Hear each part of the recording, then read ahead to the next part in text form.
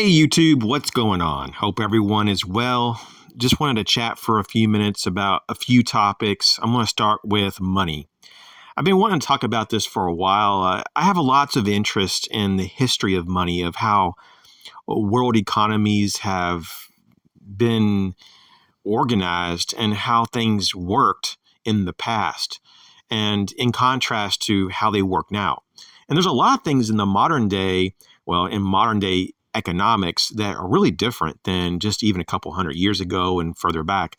And I just find this like, wow, there's so much that has changed in the mindset and the perception and what has been accepted really by the public. Like, there's a whole different social contract in play now than it was, years ago. And I think a lot of things changed in a dramatic way here in the United States around the 1971 time period, when we got off of the gold standard. And I think that time period there is pretty, impactful. It's really important, really, to look at, because we went from the dollar being a currency backed by gold to a pure fiat currency backed by nothing. Now, of course, they like to argue that, it's backed by the U.S. government, and the U.S. government has a military at their disposal. And there's still a lot of oil around the world that's basically it's in dollars. It's called the petrodollar for a reason. So it's like you have some of that going on. And we have the influence in the world. We have supposedly a strong economy, which we really don't. Just look at our debt.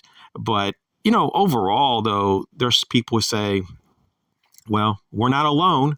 And that's true. To my knowledge, I think that pretty much all of the world currencies are all fiat. And in the past few decades, when countries, a few of them, tried to go to a gold standard, they had problems. All of a sudden, people got assassinated, or there was a conflict that broke out. And it just happened, though, that the U.S. was involved with pretty much all of them. So it's kind of interesting, right? I think it's more than just a coincidence.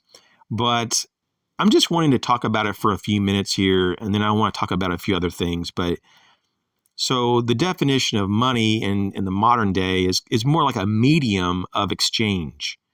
And it involves assets, property, and resources. So you could say that fiat currency is money in a broad sense, because it is a medium of exchange, but it's not really an asset, though. And it's not really a resource. But is it a property? It's not really property, though. But you could make that really, and I've heard this a few times. I'm like, I don't really buy into it. But you could say, though, that it is property of the U.S. government, the U.S. Treasury.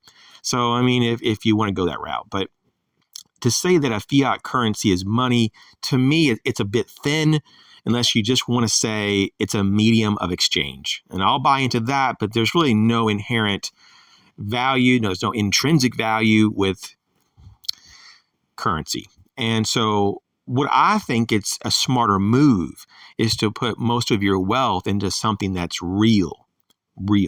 And so one example is what I would consider real money. And that is going to have something to do with a real asset, a real commodity. And maybe that this real money is also something that historically was used as money. Wouldn't that be nice? And of course, what we're talking about is gold and silver. So it's a real store of value. And even though there's people say, there's no intrinsic value in gold, it's just whatever the market says it is and all this, because a lot of people say that gold doesn't produce a cash flow, and therefore there's no intrinsic value. But that's so limiting. Let's just be honest. I think there is intrinsic value because it's so rare.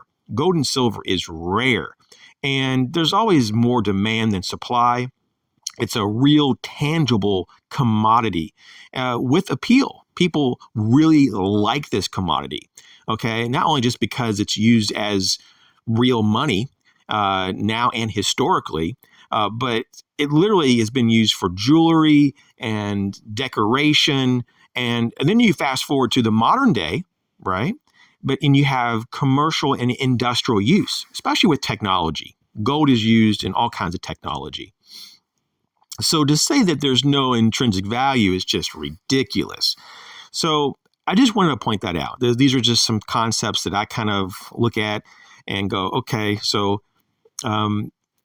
it's a bit dangerous, if not very dangerous, to put all your quote unquote wealth into fiat currencies that basically evaporate over time because of inflation. You can hedge against that inflation by putting your wealth into either real money or other assets that basically are based into real physical tangibles, like businesses, real estate, and you can even invest in yourself in terms of education. Knowledge is a real thing that you can go out in the world and materialize that education, that knowledge and wisdom, and do things with it. So this takes me to stocks. And yes, there's some speculation there, but you do have real ownership. It's not like you don't have anything that you're really a part of. I mean, there's a real world that is connected to stocks. Unlike bonds, which really bonds are more like this issuance of debt. It still connects to the real world, of course, but it's not a real commodity. I mean, debt is debt. You got to be a lot more careful with that. But I just wanted to point this out that, people get really hung up. And of course, it's a touchy subject, so I'm not going to get too much into this at all. But cryptocurrency is really just a form of a digital fiat currency. That's what it is. And I just find it really hilarious, with all due respect, people who promote gold and silver and they buy that and then they turn around and buy cryptos, especially Bitcoin, when it's just backed by nothing and it's complete speculation. So people do what they do. And I'm totally open and not against diversifying in lots of things. But I would say, though, before you buy your Bitcoin, you might want to have a nice portfolio that's diversified in real, tangible assets, commodities, property, resources before you start to speculate. So with that, I just want to say a few more words about some things going on in the world.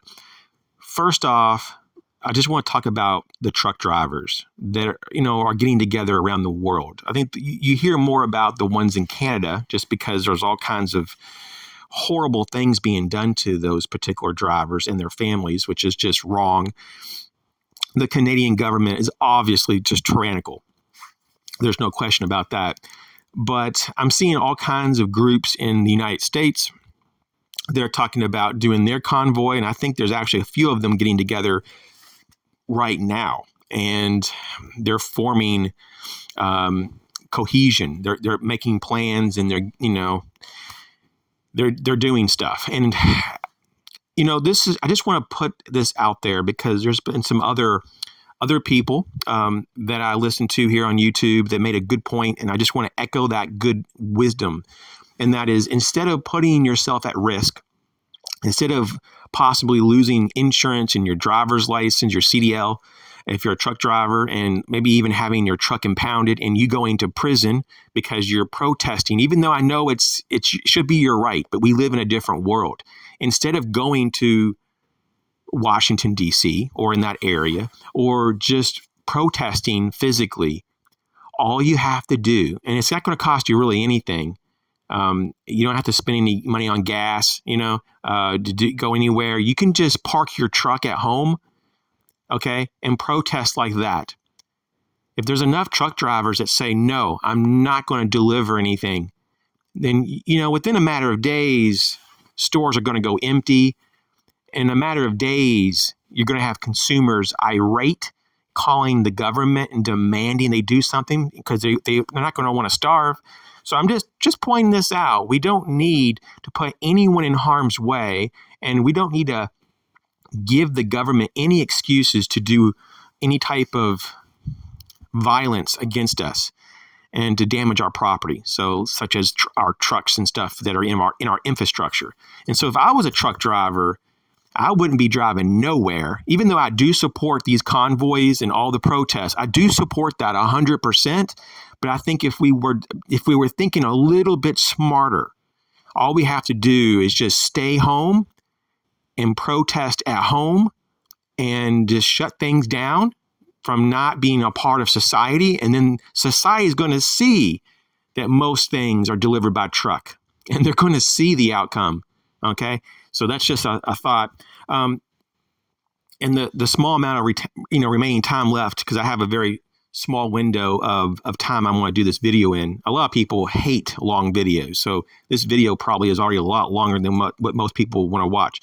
But just a little bit longer here. I just want to say this, that technology is really doing a number on us. And I have to be super careful how I say all this, because this whole platform is so censored. I just want to tell you also, and I'll jump back into the whole technology, thought, that most of my comments that I leave to people never get to that person because they're censored. This is not me hyping anything up. I'm just telling you the truth. A lot of times I do try to comment and respond back to comments to me, or if I'm on someone else's YouTube channel, I do pretty much, on a regular basis, leave comments, but most of them never see the light of day. They get deleted immediately.